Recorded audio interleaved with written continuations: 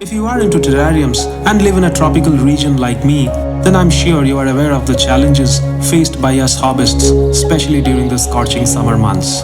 As the temperatures rise, our little green ecosystems struggle to stay cool and maintain optimal conditions for our plants.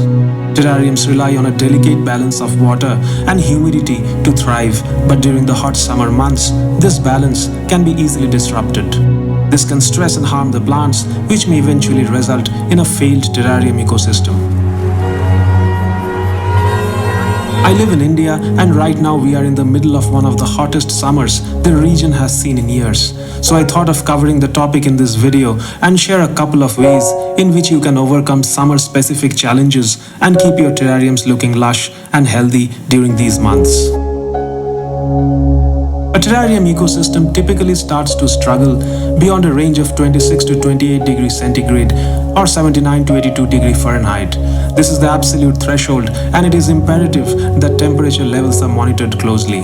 A simple temperature meter placed near the terrariums can provide a reading which will help us to understand the temperature levels the terrariums are being subjected to.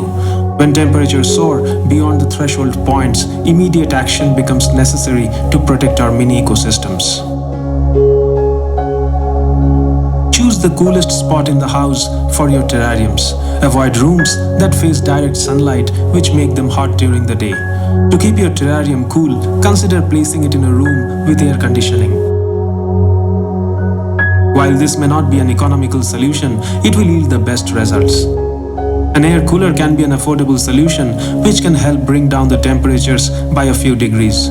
Portable fans installed near the terrariums can be a cheap and easy solution to promote airflow around the terrarium enclosures, keeping them cool. Appliances may need to be run 24/7 in situations where diurnal fluctuations in temperature are minimal.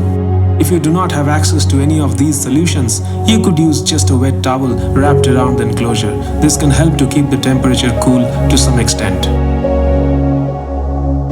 The overhead lighting for our terrariums can generate some amount of heat which can add up to room temperature.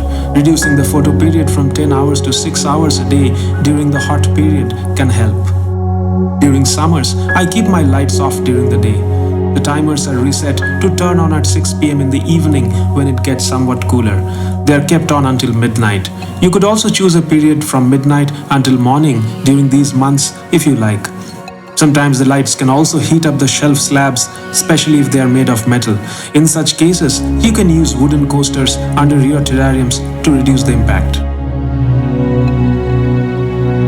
Keep a close eye on the condensation levels inside your terrarium. If you notice excessive condensation or a high buildup of moisture on the glass, it's a sign that your terrarium may be getting too hot and humid inside. This happens due to an increased evapotranspiration activity, which is a combination of evaporation from the soil as well as from the plants via transpiration. While a closed terrarium can trap moisture and induce a water or hydrologic cycle, some loss can happen through micro gaps in the lids or from the doors, depending on the type of enclosure. This can lead to dry soil and stressed plants. In such cases, the terrarium may need misting or the soil may need to be hydrated directly a bit more often, keeping in mind not to overwater it. The excess condensation on the glass walls can also be wiped up simultaneously, which will help to keep the moisture levels balanced within the system. Closed terrariums can act like mini greenhouses, trapping heat and raising temperatures inside. Do consider opening the lid of your terrarium once each day for a minute or two to allow fresh air to circulate. While it is not ideal to open a closed terrarium frequently, doing so only during the summer months will help to dissipate built-up heat inside the closed system. Regular maintenance is key to keeping your closed terrarium healthy and thriving. Trimming up a terrarium before the onset of summer can help keep transpiration levels low. Removing dead or yellowing leaves will help the plants maintain their strength and vigor. Keep an eye out for signs of mold or pest infestations and address them promptly to prevent them from spreading. These issues, if left unnoticed, can stress plants and aggravate the situation.